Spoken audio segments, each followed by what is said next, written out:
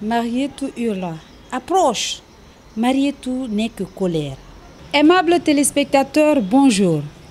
Comme le disait tantôt l'ancien président sud-africain Nelson Mandela, une nation qui lit est une nation qui gagne. Et pour que la Guinée gagne, il est plus que temps d'inculquer l'amour de la lecture aux petits Guinéens. Comment le faire et quelle stratégie pour atteindre cet objectif à l'horizon 2025? Madame Marie-Paul Huette des éditions Gandal, leader dans l'édition des livres de jeunesse en République de Guinée, va nous éclairer sur la question. Bonjour Madame Marie-Paul. Bonjour. Aujourd'hui, nous allons parler des livres de jeunesse. Quelle définition pouvez-vous donner à un livre de jeunesse? Alors, c'est un livre qui s'adresse à des jeunes, à des enfants. Et dans la définition de l'UNESCO, ça serait de 0 à 15 ans. Donc nous, on l'entend de 0 jusqu'à la terminale. Après, au-delà, on estime que les jeunes sont capables de lire des livres pour adultes. Moi, je suis là depuis 2001, mais les éditions Gandal existent depuis bien avant. Elles ont été créées en 1992 par Aliousso, qui en est toujours le directeur général et qui l'anime avec énormément d'énergie et d'entrain. Et il m'a demandé en 2012, quand je suis revenue en Guinée, il m'a demandé de m'occuper de reprendre la production de livres pour la jeunesse, c'est-à-dire des albums comme ça, ou des romans comme celui-ci. Voilà. C'est-à-dire la collection Goega. Là, la collection Goega, là, c'est une collection d'albums qui n'a pas de nom, mais vous aviez tout à l'heure entre les mains une collection de romans pour les jeunes, pour les élèves du primaire, de fin de primaire. C'est-à-dire qu'on a vraiment des collections de livres plus ou moins illustrés. Là, je vous explique, je vous le montre en détail. On a beaucoup plus d'illustrations que de textes. C'est ce qu'on appelle les albums ou les livres illustrés. Ça s'adresse à des enfants pour qui il est important d'avoir une image qui raconte quelque chose et le texte vient en appui. Les deux sont complémentaires. Quand on passe au roman, comme celui-ci, on va avoir une histoire. Tout à l'heure, vous avez lu le texte, le début de l'histoire de l'âme. On comprenait très bien que la maman était fâchée après son fils qui avait fait une bêtise et que s'il ne rentrait pas tout de suite à la maison, s'il ne s'exécutait pas, il aurait encore une punition, une correction. Voilà. Vous ne nous avez pas montré les images, mais on a compris. Donc ça, c'est ce qu'on appelle un roman, c'est-à-dire qu'on a besoin uniquement du texte pour comprendre. Et pourtant, on a quand même fait des illustrations parce que on est dans des classes où la lecture, elle est encore pas complètement maîtrisée. Donc l'enfant va pouvoir se reposer en regardant une illustration et l'illustration va apporter un petit peu de sens à l'histoire. Ça va éclairer des détails et ça lui permet de mieux comprendre. Et puis, pour les plus grands, on peut avoir une histoire qui va se tenir de A à Z sans avoir besoin d'illustrations pour comprendre. C'est à partir de quel âge?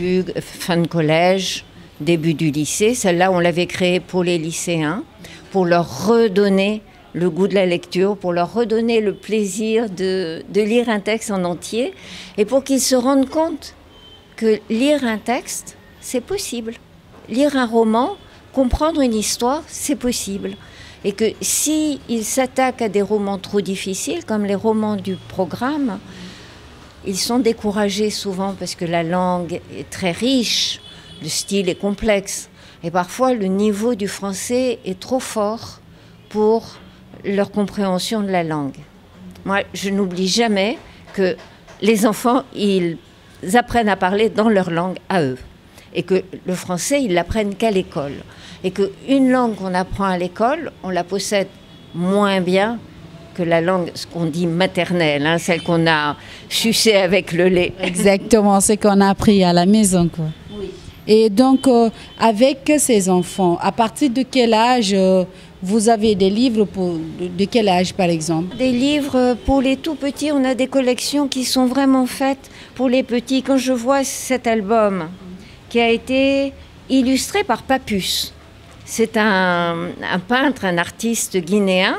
Le texte, c'était le texte d'une Française qui a beaucoup vécu en Guinée, qui a adoré la Guinée, qui a tissé des rapports très très étroits avec les Guinéens et qui avait laissé un texte de comptine.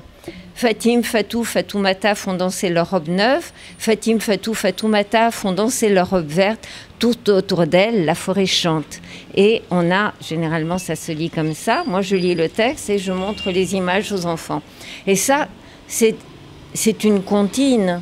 Ces chansons qu'on chante aux enfants qui ont un sens très léger, mais qui leur plaisent parce que c'est rythmé. Je suis sûre que si vous avez un bébé à la maison et que vous lui chantez l'histoire de Fatim, Fatou, Fatoumata et de leur robe verte, et qu'elles vont piler, et qu'elles vont partir avec leurs canaris, et qu'elles vont aller au marché, je suis sûre que même un bébé, il va écouter.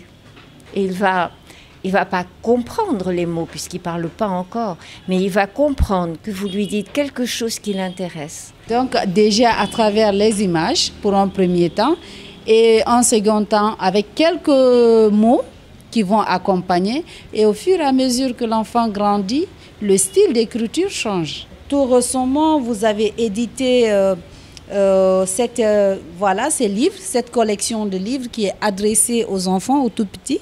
Et là, moi, quand je l'ai parcouru, je l'ai aimé déjà, puisque à partir d'un an, de la garderie, de la crèche, l'enfant, déjà ici, avec cette collection de couleurs, l'enfant apprend les différentes couleurs. Ce principe de livre où on a une image représentant un objet et un texte à côté, ça s'appelle un imagier. C'est comme un dictionnaire, mais il n'y a pas d'ordre alphabétique, alors que dans le dictionnaire, il y a un ordre alphabétique. Il y a juste l'objet et son nom. Voilà. Ici, on est dans les couleurs, donc l'objet, ce que ça représente, c'est le rouge. Et là, on a rouge, une tomate rouge. Ça, c'est la description de l'image, toute simple, en français. Et puis après, on a... Alors, je vais vous demander de lire. Tamasi Beli. Voilà. D'accord. Et là, Wouleman, à Malinké, Tamati Wouling. Voilà. Donc, déjà, l'enfant, c'est rare de voir un livre dans lequel on puisse lire sa langue maternelle. Donc, voilà. Ça veut dire que c'est une stratégie pour vous pour attirer cette autre catégorie, puisque nous savons que nos enfants naissent dans les familles et généralement, ce n'est pas dans toutes les familles qu'on parle le français. Et ainsi, l'enfant, en entendant une langue qu'il a l'habitude d'entendre à la maison, va attirer sa curiosité. Et ça a été votre politique? Ça a été notre politique. Ça, c'est la grande politique d'Aliousso quand il a créé cette maison d'édition. Il a fait du livre scolaire en français parce qu'il faut bien apprendre le français, c'est ce qu'on apprend à l'école. Mais son idée, c'était aussi de faire des livres dans les langues nationales. Quelle autre stratégie avez-vous pour pouvoir promouvoir les livres ici en Guinée et aussi des livres de jeunesse d'autres auteurs africains? Alors, on organise tous les ans, depuis 3 ans, un salon international du livre jeunesse où on fait venir des éditeurs des pays africains, mais ça peut être d'autres continents, ça peut être européen aussi. Mais pour l'instant, notre souci, c'était de montrer que la littérature de jeunesse en Afrique existait, qu'elle pouvait être très diversifiée. Là, ce sont nos amis africains du Bénin, du Togo, de Côte d'Ivoire, du Sénégal, voilà, qui sont représentés. Ici, c'est des éditions Gandal. Et si on faisait un salon avec uniquement nos livres, ça serait trop petit. Voilà, il faut vraiment être tous ensemble pour avoir une production qui est très riche, très variée et de qualité. Aimables téléspectateurs, merci infiniment de nous avoir suivis. Comme le disait tantôt par des gens, on le dit toujours, on le redit d'ailleurs, que la lecture est la nourriture de l'esprit. Aimables téléspectateurs, chers enfants, c'est la fin de cette rubrique du jour. J'espère que vous avez pris du plaisir en compagnie de Madame Marie-Paul Huette qui nous a largement expliqué l'importance du livre de jeunesse pour les enfants et aussi ces messages à l'endroit des parents, mais aussi du Salon international des livres de jeunesse pour permettre aux enfants, aux petits Guinéens, de découvrir les livres édités en Guinée, mais aussi par des éditeurs africains.